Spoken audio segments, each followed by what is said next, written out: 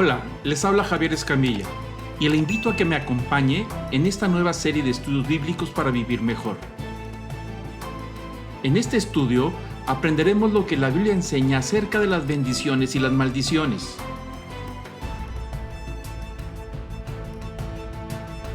Este es el 9º episodio. En él estudiaremos cómo el pecado e idolatría entra a la vida del rey Salomón, convirtiéndolo en el eslabón débil y acarreando la maldición para las generaciones futuras. Continuamos con la segunda parte. Esta información que nos da la reina de Sabá en la relación con Salomón nos dice las debilidades que Salomón tenía, el cual se convierte en ese famoso eslabón débil. ¿Qué es lo que pasaba con el rey Salomón? La declinación del rey Salomón. ¿En dónde estuvo el problema? ¿Qué fue lo que pasó con este rey que terminó como terminó? Hay 4 enredos. El proceso de declinación del rey Salomón, en la cúspide que se encuentra de la bendición, empieza un proceso hacia abajo. Son 4 puntos que podemos decir en los cuales Salomón se enredó. No supo cómo tratar con esos temas, se sintió muy seguro de sus asuntos y no supo cómo tratar y se enredó y vino la bendición, se va convirtiendo en maldición por el mal manejo de este tema. Y el primer tema se enredó con la riqueza. Vivía muy rico, tenía un estatus que no le correspondía y como dice el registro en Primera de Reyes, capítulo 10, versículo 14, nos va a dar una idea de cómo fue Salomón, cómo vivía, el estatus que él quería mantener.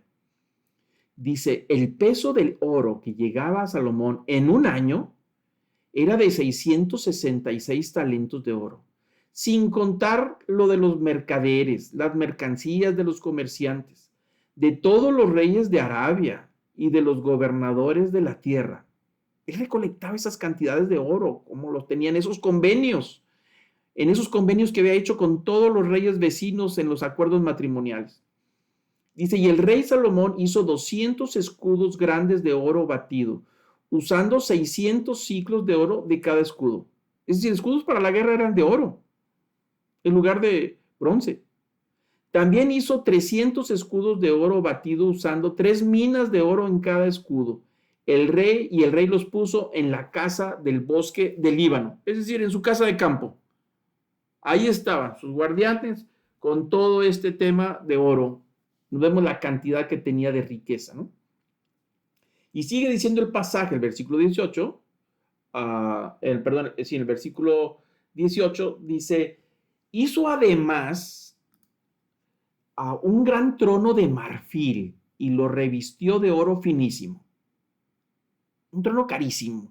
¿No? Los reyes no tenían estos privilegios, ¿no? Pero su trono era de marfil y lo revistió de oro finísimo. Había 6 gradas hasta el trono y por detrás la parte superior del trono era redonda, con brazos a cada lado del asiento y 2 leones de pie junto a los brazos.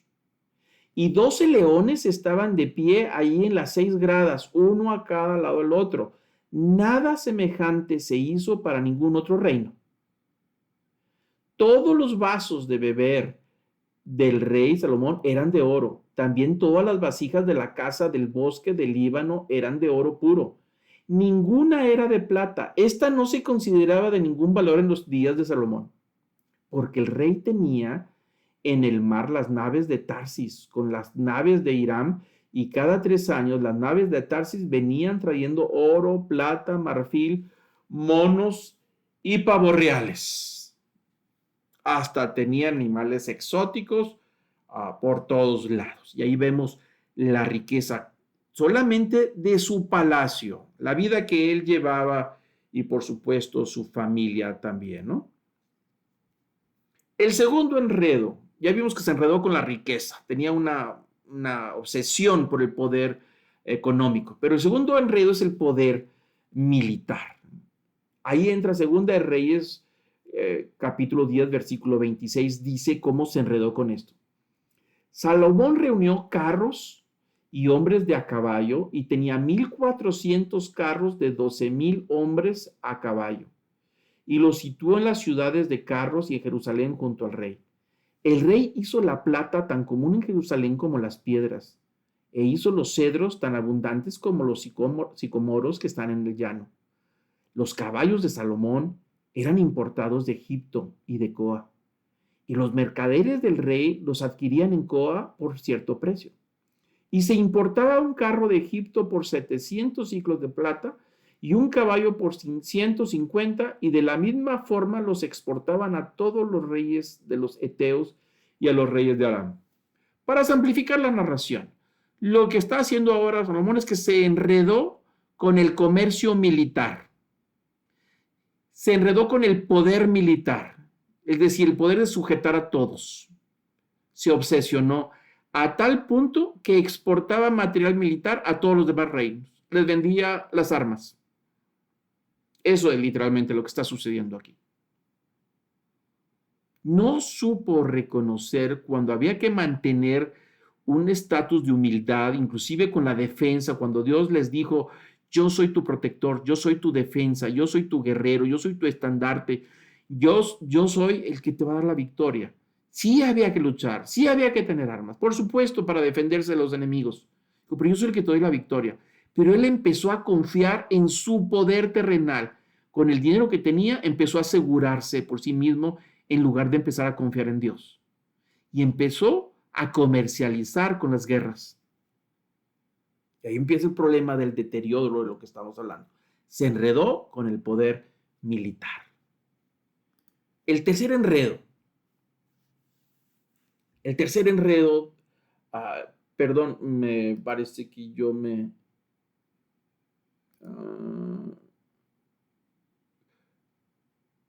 aquí, permítame un segundo. Ok, el primer punto es que se enreda con la riqueza. El segundo es que se enreda con la gloria humana, cuando vemos la riqueza, el esplendor que le daba la riqueza, es decir, el reconocimiento humano. Ese es el segundo enredo. Y luego el tercer enredo es el poder, y el cuarto enredo es el enredo de los placeres. Ahí está. 4 enredos. Lo voy a repetir. El primer enredo con la riqueza, el tener, el poseer, el que yo tengo. Es decir, él llegó a concluir que él era lo que tenía. Su identidad ya no estaba en su relación con Dios, estaba en lo que él poseía, y se enredó con eso. El segundo enredo es la gloria humana, el reconocimiento de los demás. Y esa máxima expresión de reconocimiento lo vemos en el pasaje de la reina de Saba, cuánto lo reconocían. Y él vivía de la fama, vivía del aplauso, del reconocimiento de quién era. Él llegó a identificarse que él era en función a lo que los demás veían en él. El tercer enredo es el poder, el control, la manipulación del control hacia los demás, el manejo del poder, y comercializó las armas hacia los demás reyes. Compraba en Egipto y vendía a los demás reyes más pequeños. El cuarto poder, y ahí está la culminación de todo este enredo. Se enredó con los placeres de este mundo. Se salieron de control. Estas 4 cosas no tienen nada de malo. Ninguna de las 4 tiene nada de malo. El problema es cómo nos relacionamos con todo esto. Y aquí viene uno de los problemas más graves de Salomón.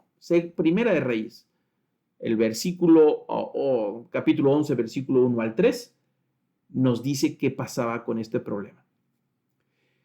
Pero el rey Salomón, dice el versículo 1, además de la hija del faraón, amó a muchas mujeres extranjeras, moabitas, amonitas, edomitas, sidonias y eteas. Muy bien. Aquí ya vemos parte del problema. La ley era muy clara y decía que no podía tener esposas que no fueran de las hijas de Israel. Pero él hizo alianza con Egipto. Por eso podemos entender los negocios que tuvo con Egipto, de los carros de guerra, de los caballos finos que tenía la famosa caballería, los establos de Salomón. Todavía se puede buscar en Israel las ruinas de los establos de Salomón. Si alguien va a Israel, lo van a llevar a ver las famosas ruinas de los establos de Salomón. Tenía muchísimos caballos de Egipto. Entonces, aquí vemos la negociación que se logró a través de la hija del faraón. Dijo, cásate con mi hija y nos vamos a hacer grandes socios. Y rompió el primer principio de Dios. No te vas a casar con nadie. ¿Por qué? Porque los matrimonios significaban alianzas, entrar y salir, llevar y traer. Entonces, el problema es que él empieza a casarse con las hijas de los extranjeros. Dice que tuvo muchas mujeres extranjeras. Todas eran motivo de las alianzas. Versículo 2 dice, de las naciones acerca de las cuales el Señor había dicho a los hijos de Israel, no os uniráis a ellas, ni ellas se unirán a vosotros, porque ciertamente desviarán vuestro corazón tras sus dioses. Pero Salomón se apegó a ellas con amor. No solamente fue un asunto de alianza, a lo mejor el principio de la alianza era para poder rescatar su estatus y empezar a hacer negocios con todos los reyes a través de las alianzas matrimoniales. Sacrificó ciudades, pero obtuvo beneficios por otros lados, y el Señor le dijo que no lo hicieran. ¿Por qué? Porque iba a ser un problema para la médula ósea de la relación del pacto. Las bendiciones de Dios que tenía planeadas para toda la nación llegarían a través de las cabezas, a través de los reyes, a través de los sacerdotes, y ellos son los responsables de mantener los principios para que la bendición sobrenatural no se fuera. Y uno de los principios radica en los 10 mandamientos que ya estudiamos. No tendrás otros dioses, no reconozcas a otros, no le des gracias a otros, no te les inclines, no te hagas imágenes. Pero Salomón aquí manda por la borda estos principios que son el cimiento de la relación con Dios. Y a él no le importa, lo que le importa es su estatus, lo que le importa es su prestigio, su fama, lo que le importa son sus negocios, lo que le importa es el placer, porque dice aquí que aunque empezó todo este rollo y enredo por asuntos financieros, terminó enamorándose de ellas. Pero Salomón, dice el versículo 2, se apegó a ellas con amor. Se enredó. Como decían antes las abuelas, es muy querido. Él es muy querendón. Él es muy querido por todas. Le encantaba el reconocimiento, la adulación, y no importa lo que quería tener a todas sus mujeres contentas. No es un enamoramiento en el sentido bíblico de amor, porque no se puede, pero sí se apegó. Dice que el corazón estaba apegado. El placer que le generaba el tener, el estatus que le daba el tener las mujeres. Me parece que a veces vemos a un restaurante donde entra un hombre con una mujer que es todo un modelo y se ve que ella está ahí por dinero, pero él maneja el estatus a través de la belleza de la mujer, la manipula. Bueno, aquí vemos un hombre similar. Versículo 3 dice que llegó a tal enredo que tuvo 700 mujeres que eran princesas y 300 concubinas. 700 esposas. Los arreglos que llegó con los reyes, con los padres de estas princesas, fue el estatus de esposa. Quiere decir que los hijos nacidos de ellas tienen la posibilidad de heredar el reino de Israel. Claro que obtenía mayores ganancias. Claro que todos los reyes querían asociarse con él por la riqueza que tenía. Pero la negociación incluía que tenía que convertirla en esposa. No de otra manera. Pero aquellos que no tenían tantas posibilidades se convirtieron en concubinas. También hay un arreglo y también hay un estatus. Sus hijos no tienen derecho a heredar el trono. Pero estamos hablando de 1000 mujeres, 1000 convenios. Obviamente no son 1000 reinos. Tal vez un rey tenía varias hijas y con todas se casó. Lo que hizo, sacrificó los principios que Dios le dijo, inclusive la cantidad de mujeres muestra su debilidad. Porque dice que se apegó a ellas con amor. Pero el resultado de esa acción dice que las mujeres, sus mujeres, desviaron su corazón. Complicado el tema. Digo, a lo mejor nos reímos nosotros ahora y hacemos bromas de decir, ¿cómo que 700 esposas? Imagínate si uno con una ya no te espera el sartenazo. Ahora imagínate que te regañen 700. que se te sienta, y a veces pregunta a la gente, pues ¿cómo está? ¿Cómo le va a dar vuelta? No, no tenía que darle vuelta a todas, no tenía que acostarse cada noche con cada una de ellas, no le alcanzaba el tiempo, pero tampoco tenía que hacerlo, era un asunto de estatus, era un asunto de una posición, muchas de ellas solamente mantenían la posición de princesas, y cada una de estas mujeres, en los convenios, ellas venían, al casarse con una de ellas, en la ceremonia, la mujer venía con los camellos, venía con sus criadas, venían con todos ayudantes y los eunucos que siempre la acompañaban, y venían con joyas y venían con todo lo que a Salomón le convenía para mantener el estatus de Israel. Pero en los cargamentos también venían las imágenes, venían sus ídolos, y ahí los tenían en el harem, ahí en su lugar donde ellas dormían, ahí tenían sus ídolos. Pero eran mujeres que eran princesas, tenían un estatus de autoridad en cierta manera. Salomón estaba obligado a mantener ese estatus, no las podía tratar como si fueran nadie, tenía que respetar su religión y respetar todo. Y ellas venían con todos sus ídolos. Entonces podemos imaginarnos en el harén de Salomón, en el palacio, la cantidad de ídolos que traían estas mujeres, los ritos que tenían que hacer. Y Salomón había heredado de su padre el poder construir el templo de Dios, el gran privilegio, donde el Dios de Israel mantenía el estatus de la presencia de Dios sobre toda la nación. Y les había dicho que echaran fuera todos los ídolos y todas estas religiones, porque necesitaban mantener santos la tierra y santa la ciudad y santo al pueblo. Y ahí vemos que esa bendición se va drenando y se va perdiendo y se va convirtiendo en maldición, a través de un principio que Dios le dijo que no hiciera. Pero ten cuidado, no hagas convenios con aquellos que no tienen tu misma creencia, porque te va a desviar. Ten cuidado con las mujeres. Y ahí le pasó a este hombre. Digo, no soy machista en el sentido de que cuidado con las mujeres en el sentido general. No, estamos hablando de la cuestión cultural de aquella época.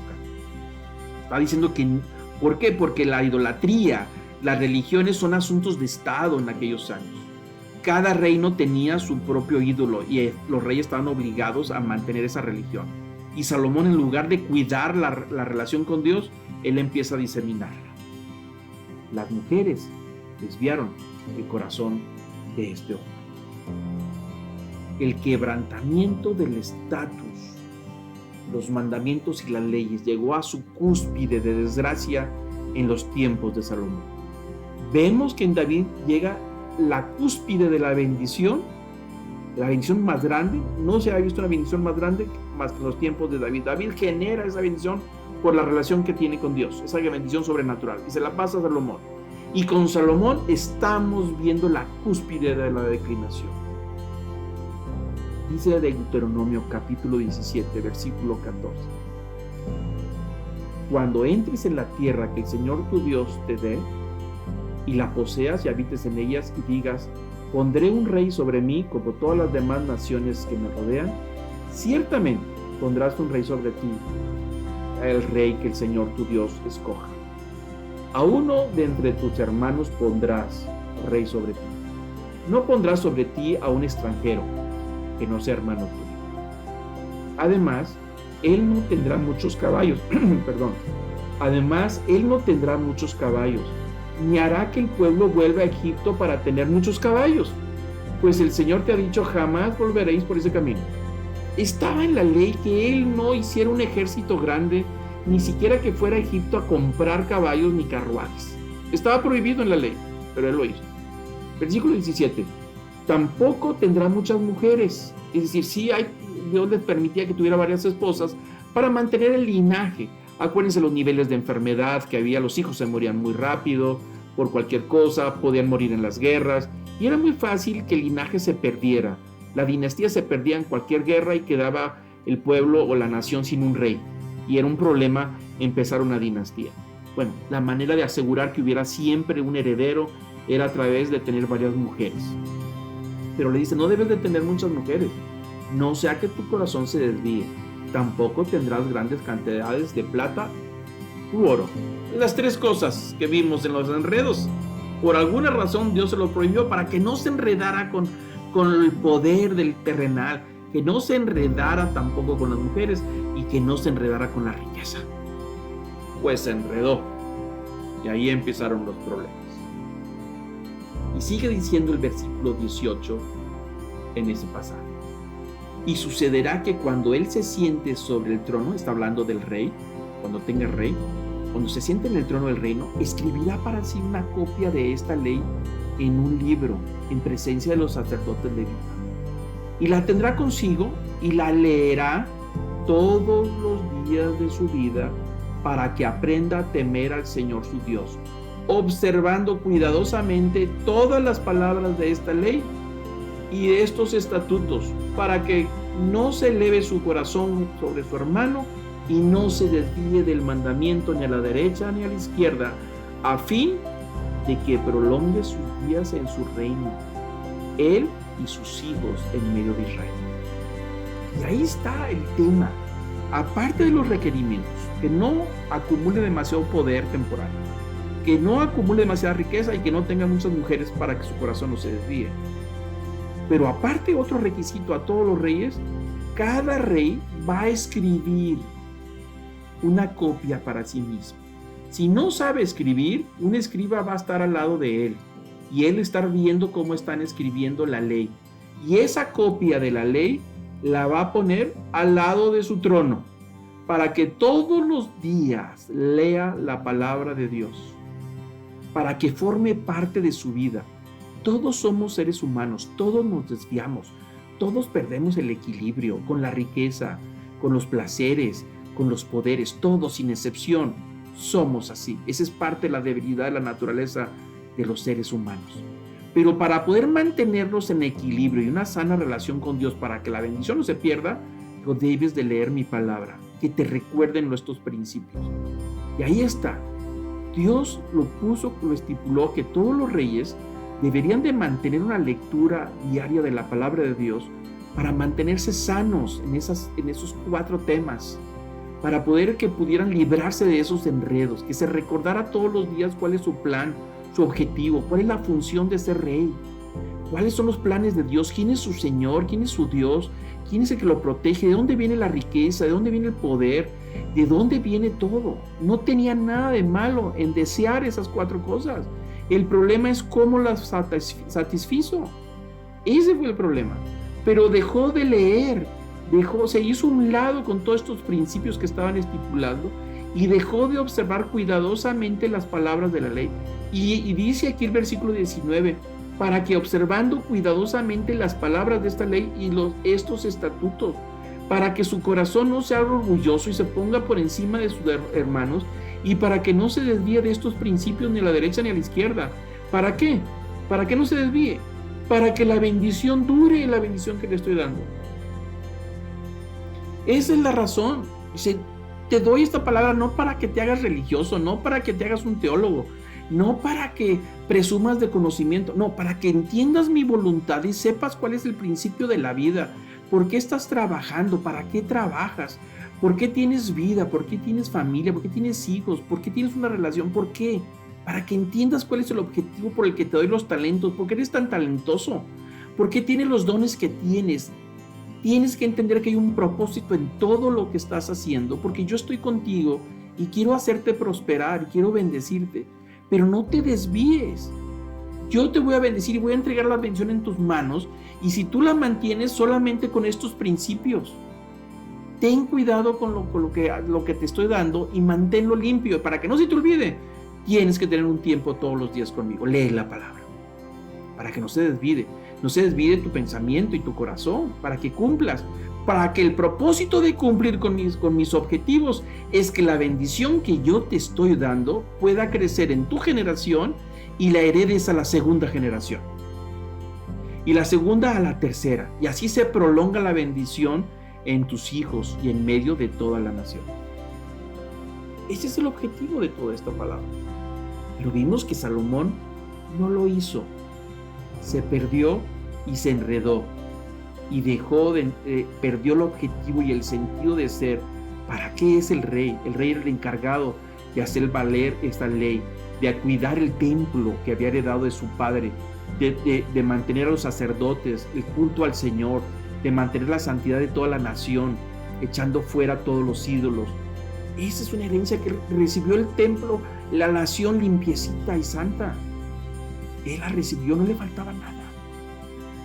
Pero lo que le faltaba era mantener el principio de leer la palabra de Dios, que nos recuerda cuál es el objetivo y propósito por el que trabajamos, por el que existimos, por los dones que nos da, por los hijos, los padres, los hermanos. ¿Cómo me voy a mover en todo este mundo? En un mundo que inclusive hay adversidad, hay enfermedad, hay desgracia. En ese mundo que hay maldición, ¿cómo me puedo mover con la bendición de Dios sobrenatural? Y cuando viene la desgracia, ¿cómo esa bendición sobrenatural me protege de todas las cosas que suceden? Pero se perdió, se desubicó, perdió pisada. Se subió un ladrillo y se enredó.